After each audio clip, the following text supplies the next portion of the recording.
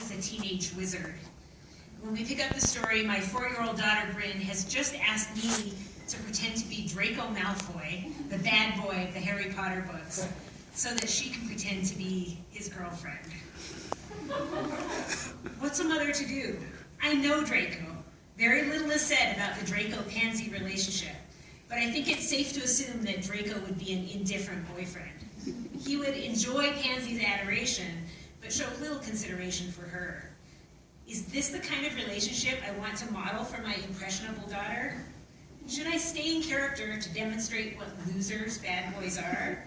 Or should I act out the kind of loving and appreciative boyfriend I want her to have? I stay in character and stick to one of the themes in the Chamber of Secrets: discrimination against witches and wizards from non-magical families. Father says he'll be happy when Hogwarts is rid of all these filthy mudbloods, I say in my most arrogant drawl. No, Bryn corrects. What would he say to Pansy? I begin an enlightening lecture about how arrogant, self-centered boys like Draco don't care about their girlfriends. They only care about impressing people with their rich fathers and famous connections. Pretend Draco's kissing Pansy, Bryn replies.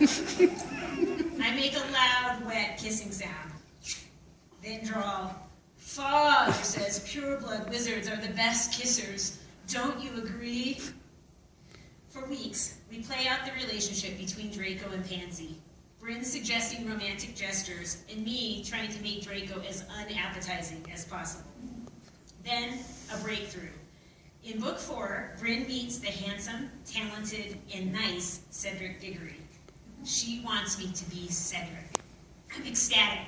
Now I can speak politely to her, tell her how beautiful she is, and how talented and how smart. I can invite her to romantic dinners, tell her how much I love her, give her tender kisses on the cheek. Bryn, now Cho Chang, Cedric's girlfriend, loves this royal treatment. But I'm troubled for a different reason. Am I setting her up to be dissatisfied with every boy who comes down the pipe? I mean, will her high school and college boyfriends really fawn over her this way? Would it be better preparation for life if I gave her a peck on the cheek and said, I'm going out with the guys to play Quidditch tonight? Or should I be modeling the perfect boyfriend so she'll recognize him when she sees him? Before I've had a chance to resolve this issue in my own mind, Bryn throws me another curveball. In Harry Potter and the Goblet of Fire, Harry and Cedric are both interested in Cho. In the book, Cho turns down Harry's invitation to the Yule Ball because Cedric has already asked her. But my mini Cho sees an opportunity. As I wash dishes, she tells me, you're Harry, and you asked Cho to the ball.